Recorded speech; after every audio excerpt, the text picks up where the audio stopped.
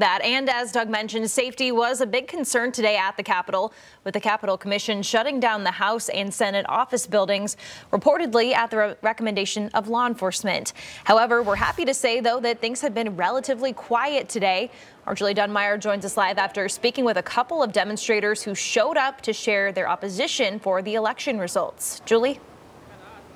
Yeah, Annie, the Capitol lawn here essentially empty at this point. Earlier today, there was a small gathering here, but I did speak to Michigan State Police, and a lieutenant with them tells me that they have received no credible threats at all today. And that's good news, of course. And the people who are out here today are telling me that they just want their legislatures to listen up.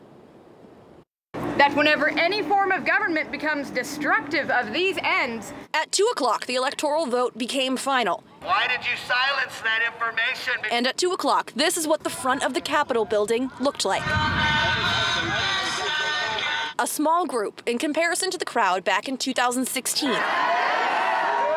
Sue Heffling drove in from Metro Detroit, signs in hand. My purpose in being out here today is to, my voice wasn't heard on November 3rd, and I want my state legislatures who are supposed to represent the people to hear my voice. Michigan State Police saying that's what they're here for, not as a threat, rather to protect both protesters and electors, voting on the inside to give Joe Biden and Kamala Harris Michigan's 16 electoral votes. Our whole goal is to make this the environment outside and the inside a safe place for people to come and express their constitutional rights. Saying they've accomplished that.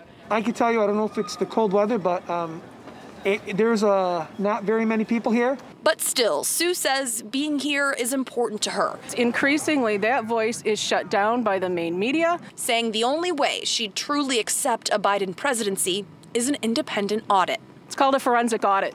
That's what can be done to settle this issue. If Biden won fair and square, he won fair and square. If he didn't win fair and square, then there needs to be a change.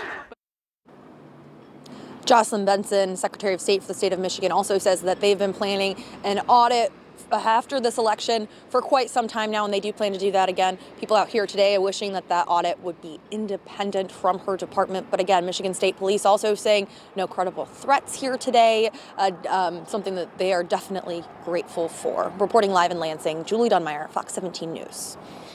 Breaking